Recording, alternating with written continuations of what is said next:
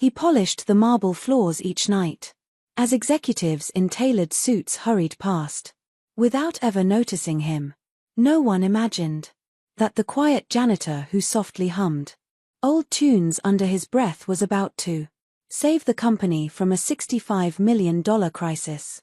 And when the CEO discovered what he'd done, her reaction left the entire boardroom stunned. He wasn't even authorized to touch a computer. But that night, something urged him to look closer. David Carter was a single father working nights at Rick's Financial Group, one of the city's most prestigious investment firms. Each evening, after tucking his daughter Emma into bed, he'd kiss her forehead, whisper, "I'll be home before you wake," and catch the last bus downtown. Once, he had dreamed of being more than a janitor. He'd studied finance in college, but when his wife lost her battle with cancer, David gave up everything to raise his little girl. Bills mounted, dreams faded, and the only job that let him stay close to Emma was this one, sweeping floors in the kind of office he'd once hoped to work in. But David never complained. He was quiet, respectful, invisible, the man who fixed lights without being asked, who stayed late without ever being thanked. One night, as he wiped down a desk in the executive suite, something caught his eye, a document glowing on an unlocked computer screen. It looked like a financial report, full of figures and codes. He almost ignored it, until one number stopped him.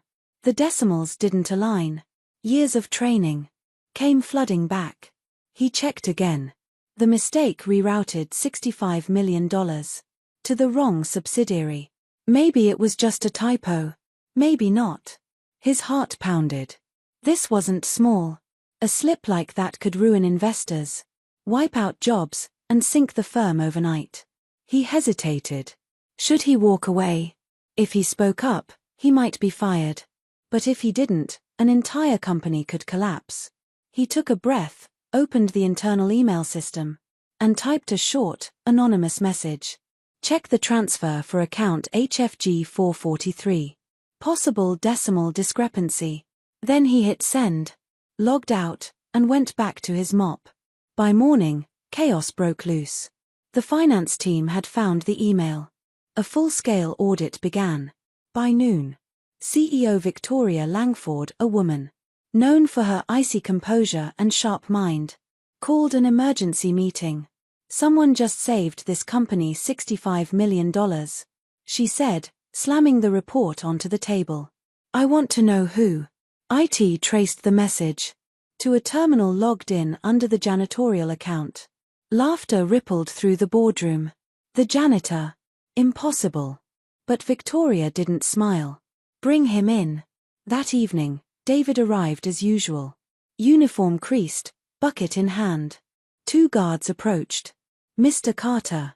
The CEO wants to see you. His heart froze. Did I do something wrong? Moments later, he stood before the board. Men and women in sharp suits staring. As though he didn't belong. Victoria met his eyes. You sent that message? Yes, he said quietly. I wasn't trying to pry, I just noticed something didn't look right. She studied him. And how does a janitor spot a $65 million error? He hesitated. Before my wife got sick, I was studying to be a financial analyst. I guess some lessons never fade. The room went still. Victoria rose. Mr. Carter, do you realize what you've done?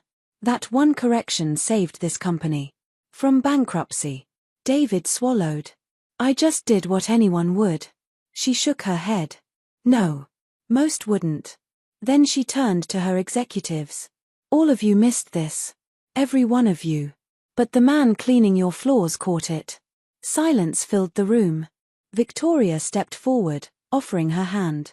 From this moment, you're not our janitor. You're part of our finance team. And I'll personally fund your return to university. David's hands trembled as he shook hers. A year later, he crossed the graduation stage. Emma cheering from the crowd. He'd earned his finance degree with honors. A full scholarship from Rick's Financial. Backstage, Victoria smiled. You taught us something, David. It's not the suit that defines the man, but the heart behind his work. David smiled, glancing at Emma. And sometimes, he said softly, the people no one notices are the ones holding everything together. This wasn't just a story about money. It was about integrity, humility, and the courage to do the right thing when no one is watching. And that's the end of the story. If you enjoyed it, don't forget to like, subscribe, and hit the notification bell. It really helps support the channel.